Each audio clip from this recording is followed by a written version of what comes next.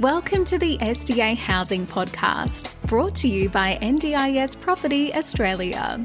Before starting this episode, we need to provide a general disclaimer. Information contained in this podcast is general in nature only. It does not take into account the objectives, financial situation, or needs of any particular person. You need to consider your financial situation and needs before making any decisions based on the information in this podcast. And you should consider seeking independent and professional advice for your personal circumstances. All right, let's begin.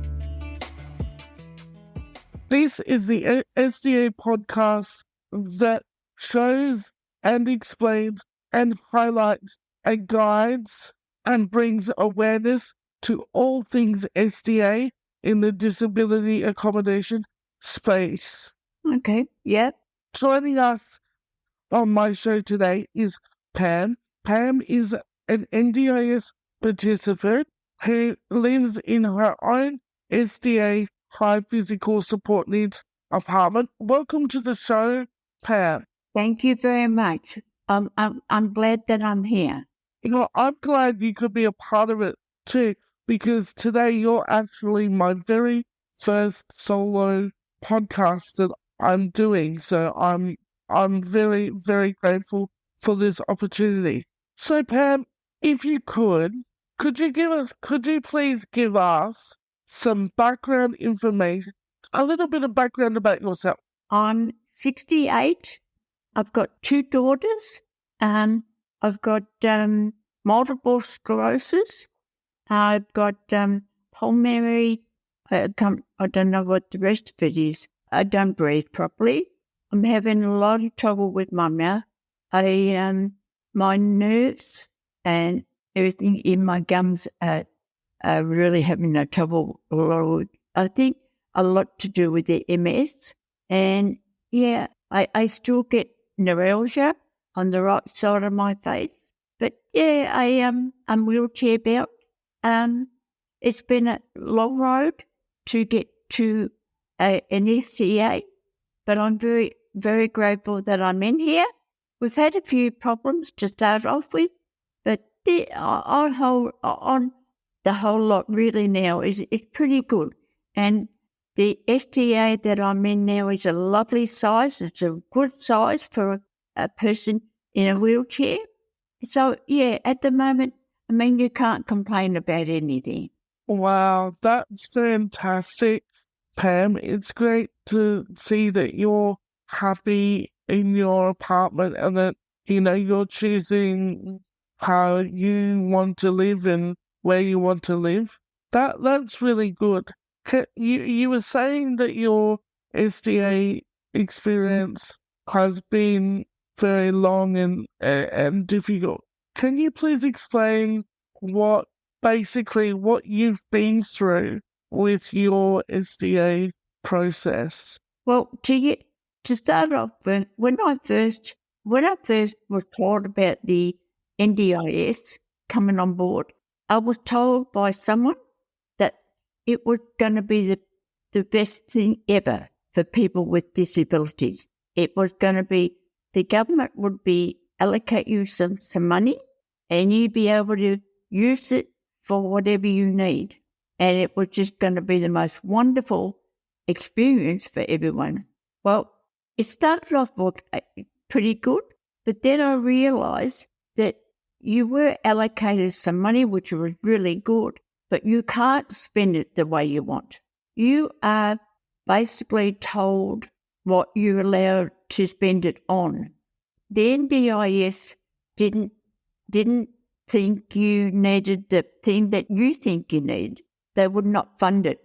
So I quickly found that yes, you were allocated some money, but you didn't choose where the money went. They told you where the money went. And it's still like that today. Yeah, I totally agree with what you're saying, Pam. Like, a lot of participants out there still feel like the NDIA is not listening. They're not trying to assist us the best way that they can. And I 100% agree with what you're saying. When it comes to your home and living journey that you've gone through, so you've got your lovely SDA apartment, what the process in getting that, how did you find that process? Like, was it a difficult one? Was it easy? Did you have to go through so many appeals to get it? Like, yeah. It was horrendous. It was absolutely horrendous to think that, I mean, people nowadays have got enough to worry about. But to think that you've got a disability, and then on top of that, they're going to make you beg for somewhere to live. Now, I mean, I don't know how many appeals we went through. It would have been about at least 3. And then I was made to go to a psychologist. I was made to go to a new, different neurologist. My neurologist I have now is one of the best in the country, but his word wasn't good enough. They wanted me to go to their neurologist and their psychologist to get feedback from their people, whether I was sane enough or good enough or, I don't know, clean enough or I don't know. They were asking horrendous questions that to me had nothing to do with wanting to live by myself. They didn't want me to live by myself. They wanted to put me in a house with other people, strangers, because it was cheaper. It was cheaper for them to put me into a house with strangers, with a bit what basically you were going to end up with a bedroom and a bathroom, but you had to share all the other facilities. Now, there's no way in the world that I was going to do that, and still until the day I die, I won't do that. So I fought really hard. I think what they really want is people to give up. They don't want you to fight back. They don't want you to say that they're wrong and you're right. They don't like it. They don't like people fighting back, and they're just hoping that people will give up. They picked the wrong person with me, and I won't give up.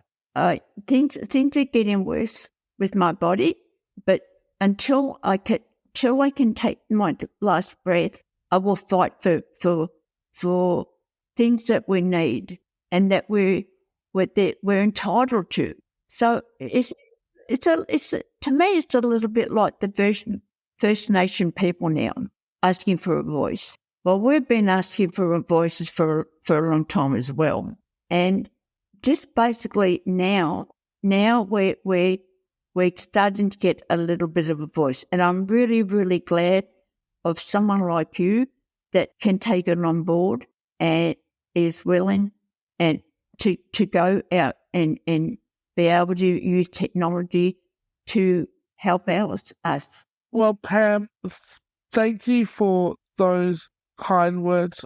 Your story is absolutely incredible and remarkable, and you are a fighter. Like, I clearly hear it in your voice. You are your best advocate. You know your own situation, and you gave the NDIA a real good fight. And you know what? At the end of the day, you should be very proud that you won that and that you get to, live in your apartment, and you've got that for the rest of your life, and that is, that is an achievement in itself. And you are correct. Like, the NDIA, they make us go through so many loopholes and so many assessments and undergo reports, and you're right, they try and weigh you down, and they try and make you give up, and And they do that by sending you to other people that you're not familiar with, that have never, worked with you, and that's extremely disappointing that they do that. Well, I think, and of course, when they allocate you some money, and then when you're trying to go through for an STA, they want, I had so many OT reports that they wanted, and every time I gave them a OT report or some sort of report, a therapy report, they would come back and say, "Oh no, we want more. We want more detail."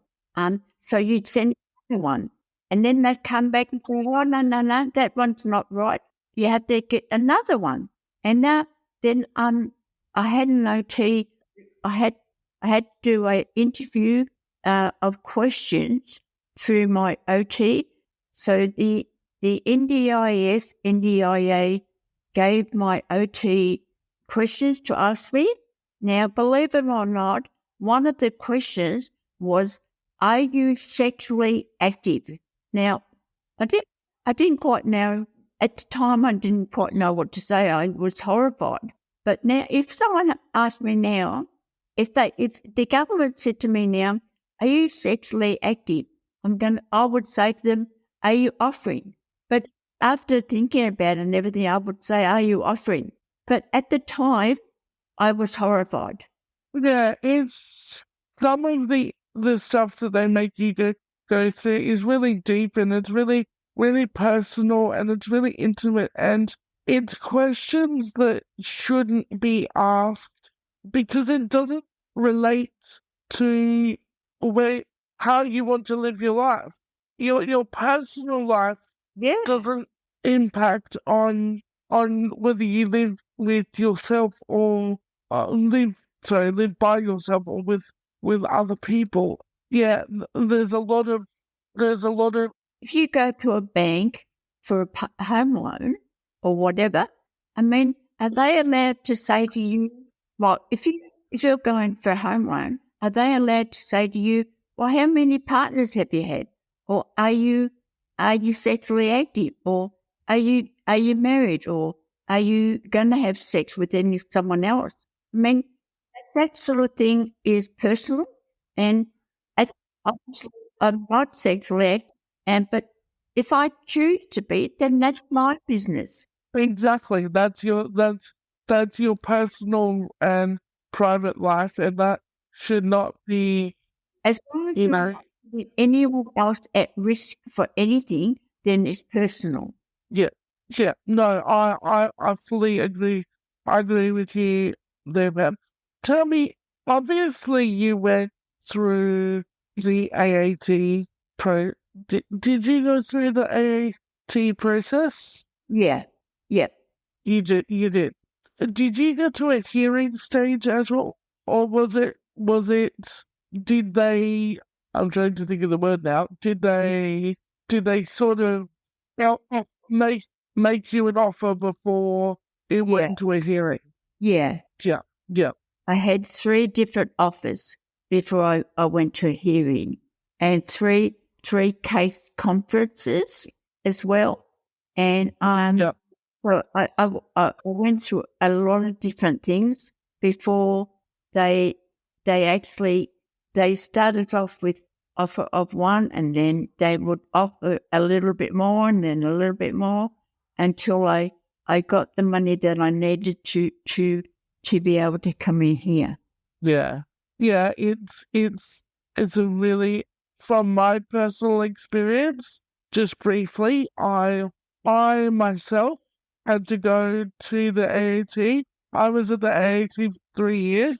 I had exactly the same questions, and I had to go through the whole same situation that you went through, and at the end of it, they eventually I had to go to a hearing as well. They gave me what I asked for at the end, and I was like, they talk about, and you would agree to this, that they talk about trying to save money and cut costs within the NDIS, but yet they're spending all this money on lawyers and court fees and stuff, and they're wasting all that money where that money could be going to exactly what the scheme is designed for, and it's designed for its participants.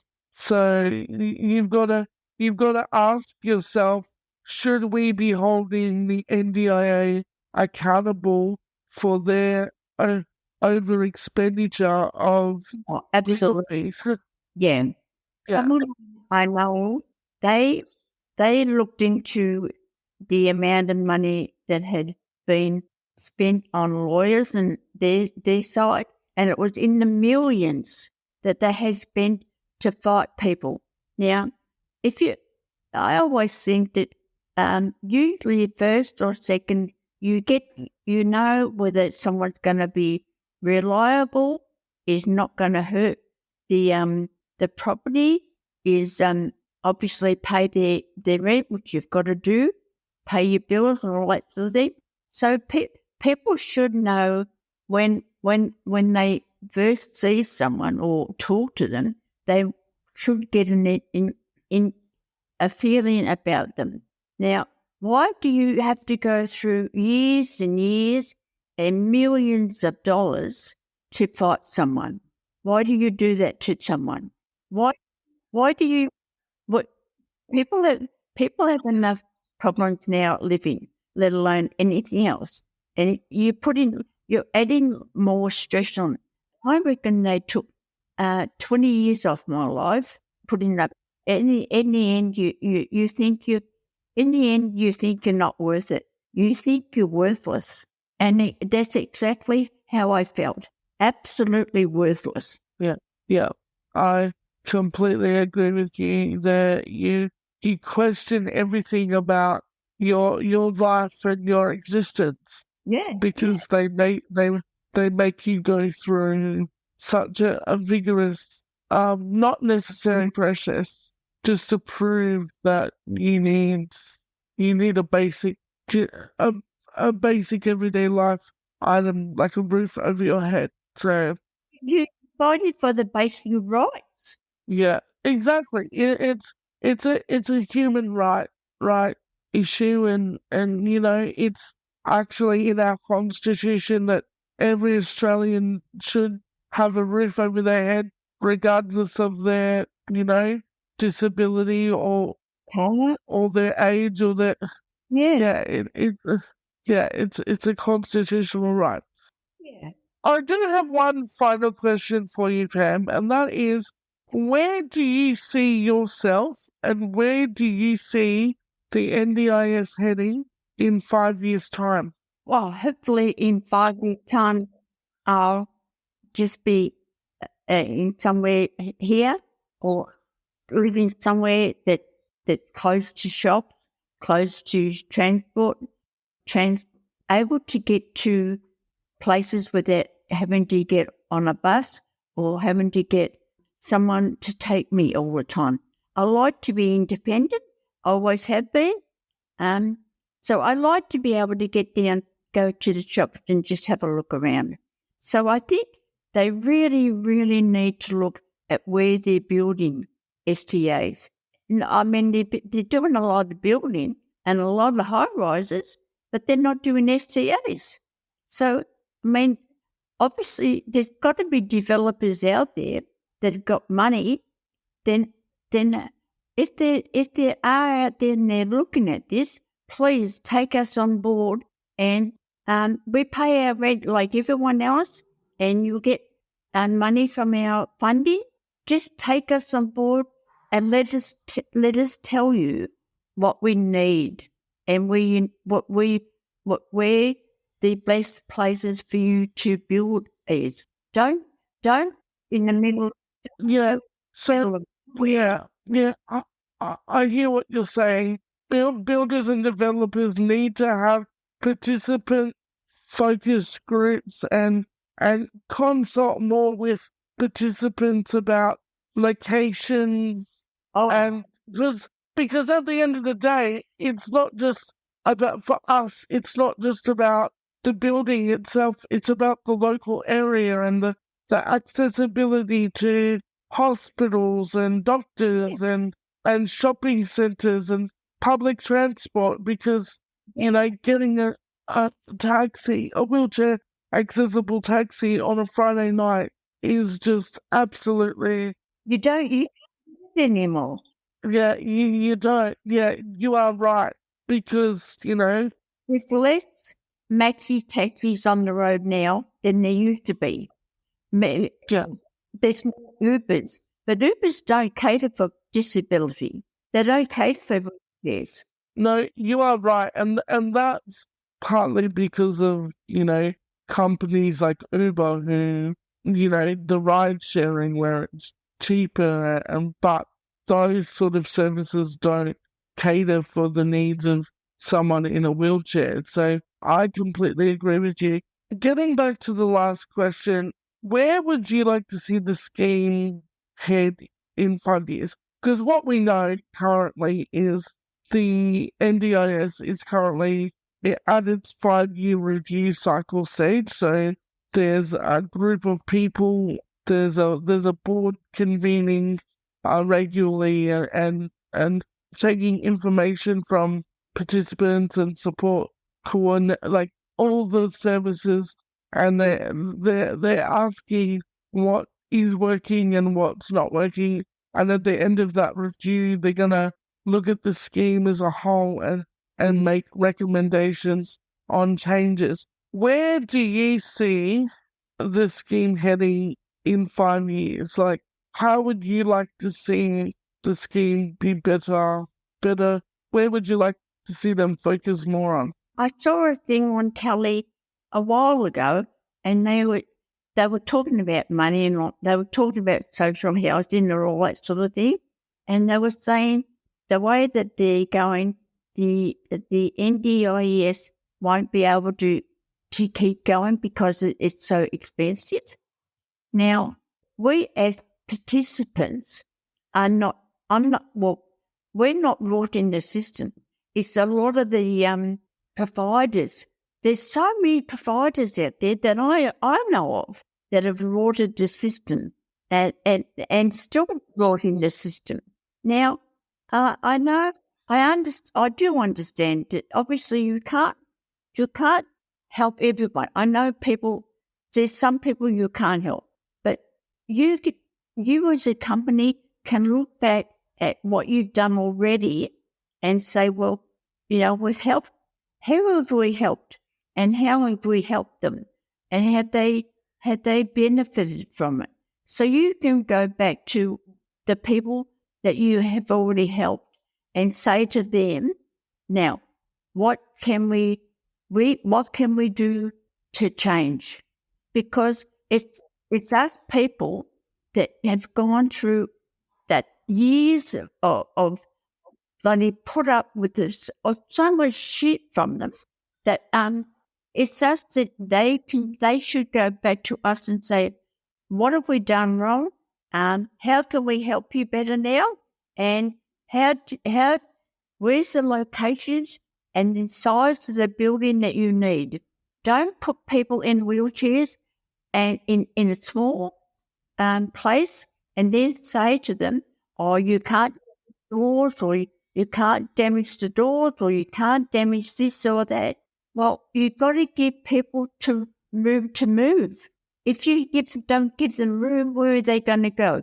They're going to bang into the doors and they're going to bang into the wall. So, I mean, the SDA that I'm in is very good, but I live in Queensland, but I'm not allowed to have a fly screen door on my sliding door. They won't let me. The provider for this SCA won't let me have a fly screen. Interesting, because I live in Logan and Queensland, and my balcony door has a flat screen door on it. Oh, okay. Now, see, I was told that you don't need a fly screen in Queensland. Now, I would beg to differ to that. For a start, because I've got no back door, like in summer, you need to be able to open your door to get some air in.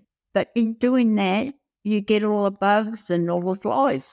Because running an air conditioning all the time can be very expensive.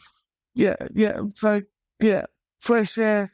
You don't want an air conditioner all the time. Is that good for you, breathe? No, it's not. No, you are right. Yeah, interesting that you say that about the fly screen, because when I moved into my apartment, there was no fly screen, and then someone that lives here actually complained, and then 3 months later, we all got fly screens put on our balcony doors. So interesting that you say that. That's really interesting. Look, Pam, it's almost at the end of the show. I just wanted to say a big thank you for coming forward and sharing your story and your journey and being a part of my very first solo podcast. So thank you. Thank you. I'm very, very, humbled by your fighting spirit, knowing that there are other participants out there that are putting their needs and their priorities before what the NDIA wants and fighting for that. So that is an absolute, I'm extremely proud. So again, Pam, thank you so much for being a part of today's show. Thank you so much. You're doing a very good job. And if any developer is listening, please, I will quite willing to sit down with someone and say, this is what we need, but don't do the whole thing. Don't give us a little bit. But but at least you're doing a good job. Well, thank you, Pam. And again, thank you for being a part of the show. Thank you very much. Bye-bye. Bye. We hope you enjoyed this episode. Please make sure you are subscribed and following us so you can keep in the loop with all of our upcoming episodes. We would really appreciate it if you could leave us a 5-star rating, a written review, and to share this podcast with those that could benefit. Until next time, catch you on the next episode.